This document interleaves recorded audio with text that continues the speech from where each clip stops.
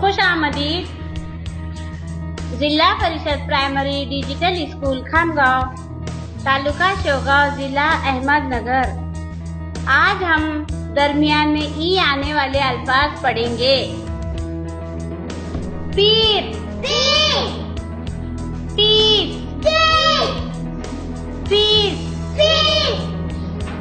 तीन, चीज, जीत, चील, बीज, चीन, सीम, सीप,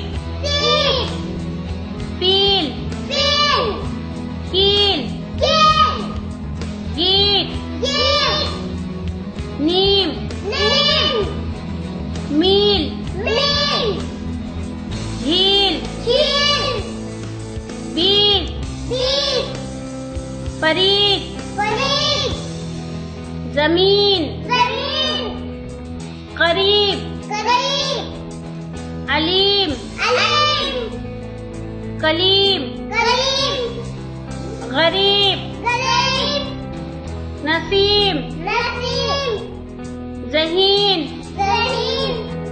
करीम, नईम, रफीक, अमीर, फकीर, जदीद, मरीज, नदीम।